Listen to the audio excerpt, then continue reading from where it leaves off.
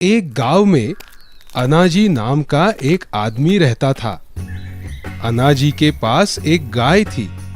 गाय का दूध बेचकर अनाजी अपना घर खर्च चलाता था। उसी गांव में अनाजी का बड़ा भाई धनाजी भी रहता था। धनाजी को अपने अमीर होने का बहुत अहंकार था।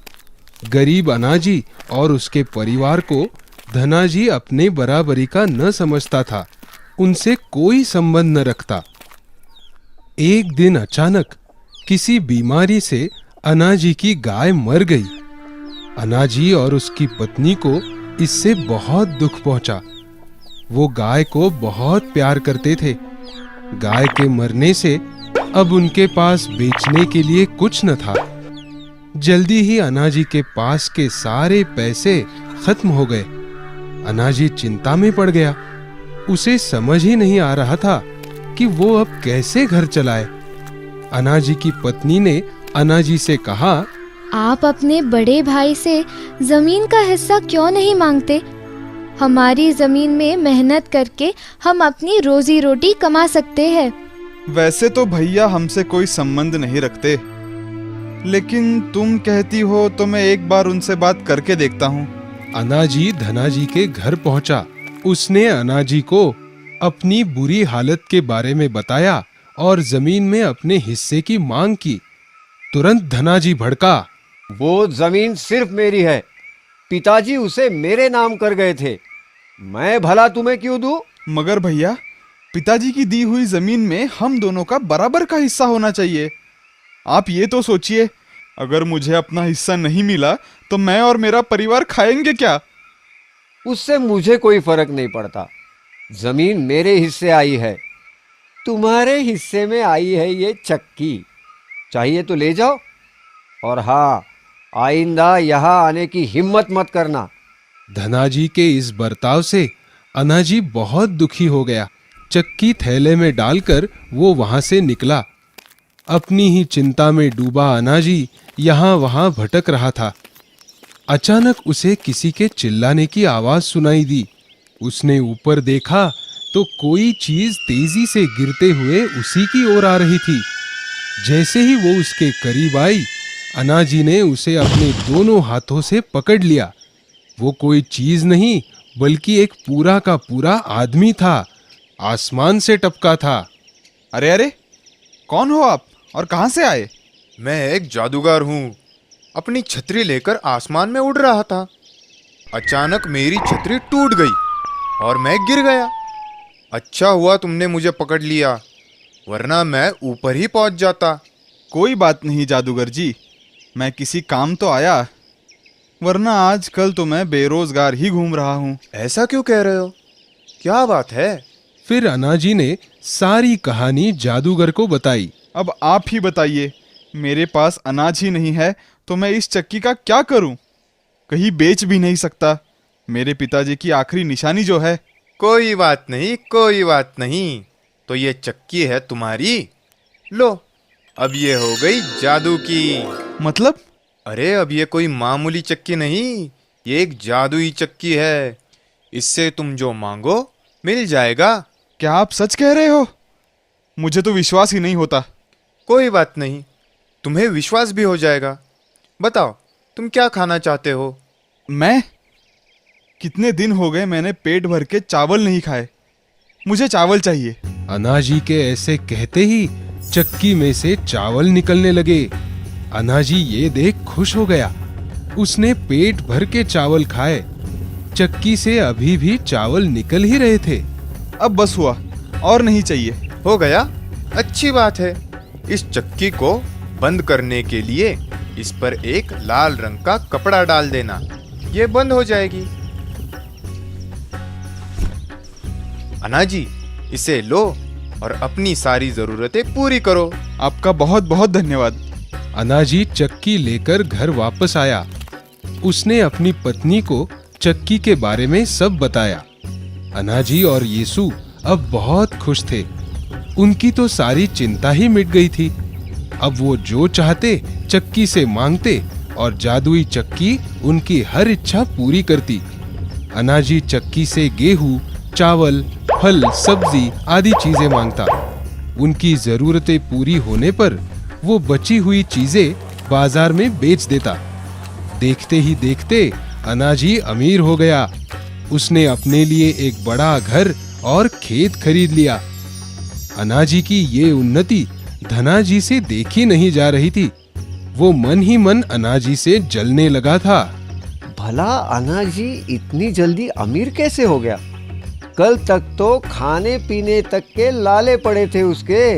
एक बार देखना पड़ेगा ये करता क्या है जो इतना अमीर बन गया है।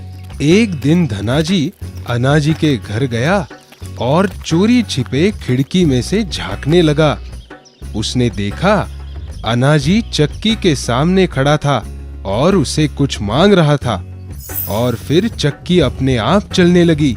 उसमें से शक्कर निकलने लगी। अनाजी की पत्नी शक्कर बोरी में भर रही थी। हाँ, चक्की में से शक्कर निकल रही है? ये कैसे हो सकता है? धनाजी ने दोबारा मुड़कर देखा तो चक्की में से सूजी निकल रही थी। अब धनाजी के समझ में कुछ आया। ओहो, अब समझ में आया। अनाजी चीजें मांगता है और चक्की उसे पूरा करती है।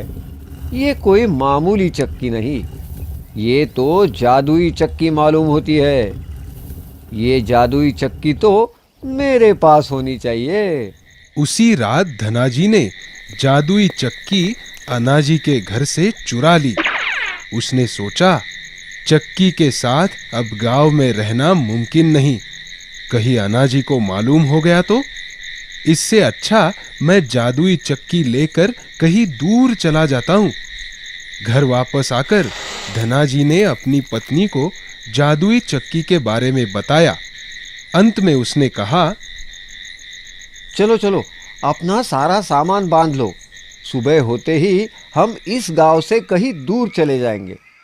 सुबह होते ही धनाजी और उसकी पत्नी गांव से दूर जाने के लिए एक नाव में बैठे। नाव उन्हें लेकर दूसरे गांव जाने लगी। धनाजी मन ही मन खुश होने लगा।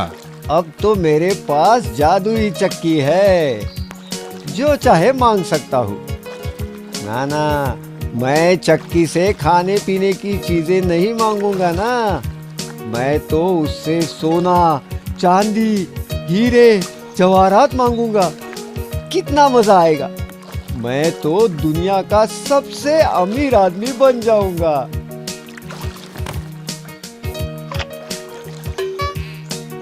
अजी सुनते हो, सुबह जल्दी जल्दी मैं सब्जी में नमक डालना ही भूल गई। अब नमक कहाँ से लाऊं? बिना नमक के खाना मेरे हलक से उतरेगा नहीं। अरे कोई बात नहीं भगवान, अब भी नमक हाजिर करता हूँ। धनाजी ने थैले में से चक्की निकाली और उससे नमक मांगा। चक्की घूमी और नमक निकलना शुरू हो गया।